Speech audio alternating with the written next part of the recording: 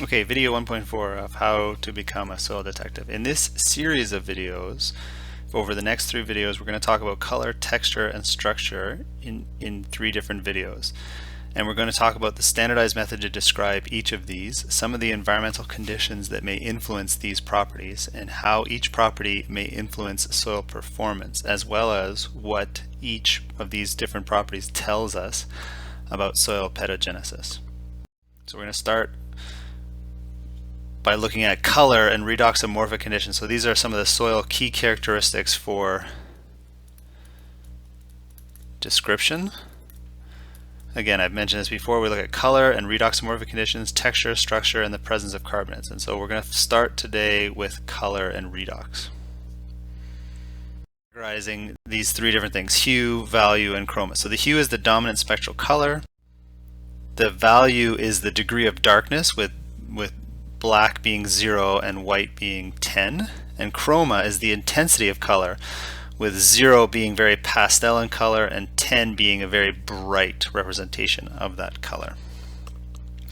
And the way that we write these colors down in order to describe soils is by using the Munsell color wheel, or a Munsell color chart.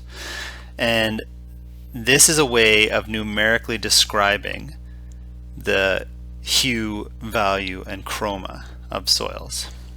And so we typically use this side of the Munsell color wheel for soils. We use this red, and yellow. And we can use, there's a range of these colors. So as we go from 2.5 red to 10 red, we're increasing the amount of red color, and then we're transitioning into the yellow. So here we have yellow reds, and then we have pure yellows. And so as we move from 2.5 red to 10 red, we're losing red intensity rather, and we're gaining some of the yellow. We get some more, we get yellow until we get to pure yellow over here. We also will use a little bit of these blue and blue grays down here colors for glaying. Right? So basically some of these colors over here are in an oxidized environment. As I said before, iron is red. And in a no oxygen environment, iron is blue for these colors down here. So that tells us, so color tells us a lot about the oxidation state. But depending on how dark the chroma and the value is, how dark the soils are, tells us something about organic matter inputs too. So we basically have these 3 categories: hue, chroma, and intensity. And our hues could be 5Y, 5YR, or 5 yellow. And our chromas then could be 0 to 10, and our intensity can be 0 to 10.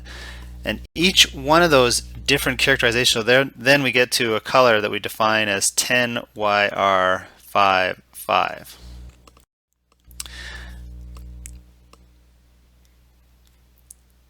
Or 5,6.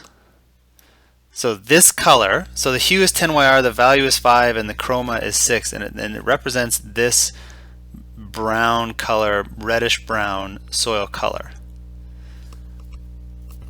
And so the standard notation, as I mentioned before, is 10YR56. And the color in words would be something like light brown.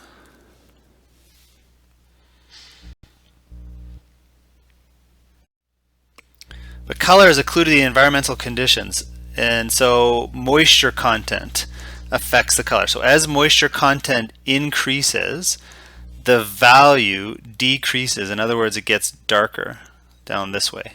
As moisture content increases, value decreases. And that's true for organic matter content as well. As the organic matter content increases, the value decreases. So once again, as you have more organic matter accumulation in the surface horizon, in the A horizon, our value decreases to these very dark browns to black colors. So for example, light brown would have maybe a value of 6. So up here, in this value of 6 region, would have an organic matter of 1 to 3%, whereas brown may have a value of 4 or 5, so somewhere in here or in here, may have organic matter in the 3 to 5% range, and a soil that came out as black with a value of 3 or less, so down here, has greater than 5% organic matter.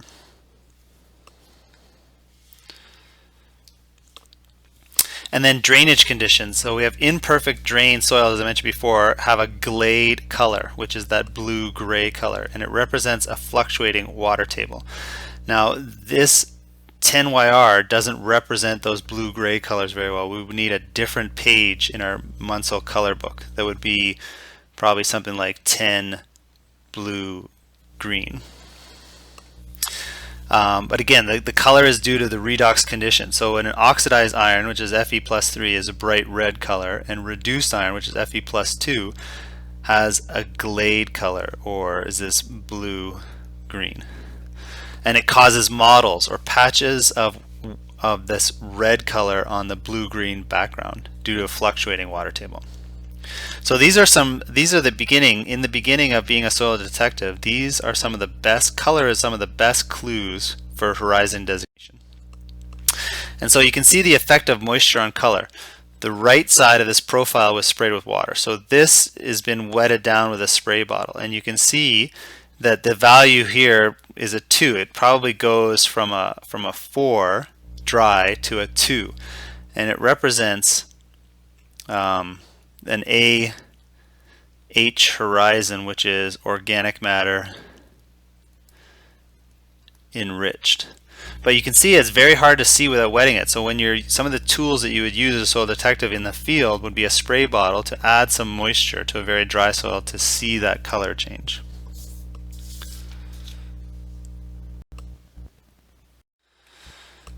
The other thing that color is great for is for looking at the redox conditions. And again, red is oxidized iron and blue-gray is reduced iron. So you can see here this very distinct wavy boundary between this obviously oxidized region of this soil and an obviously no oxygen area of this soil. And this is this blue-gray color that I was talking about.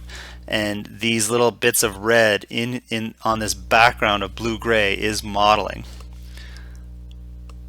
or is the definition of one type of models that are influenced by redox conditions. So you can have other kinds of models. Wait, I'll come to that in a minute. This is just another example. This is a soil cantina or topo sequence in central Zimbabwe.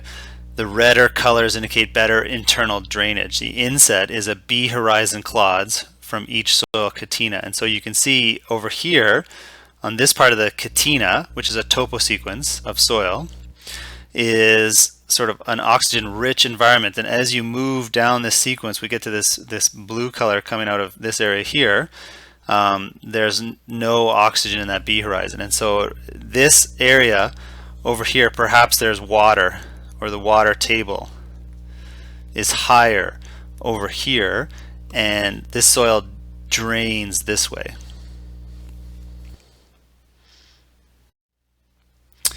We can also, for models, we can also have some other features that create models. So for example, carbonate accumulation along root channels. The carbonates are white, so these are these white models on this sort of grayish beige background represent preferential channels of calcium movement through the soil. It gives you another indicator of processes of loss of calcium from the surface horizon up here and deposition of calcium in a lower down horizon. And this is just one more example of modeling. This is a typical plinthudult in central Sri Lanka, and this is a different type of nomenclature. So typical plinthudult is a luvasol, and so we're going to learn the Canadian system of soil taxonomy. And this is more like the international or US system. We won't talk about that anymore. But the point here is that this modeled zone is plinthite, in which ferric iron concentrations will harden irreversibly if allowed to dry. And so again, these are these white accretions in here on this red background. So this is another form of modeling.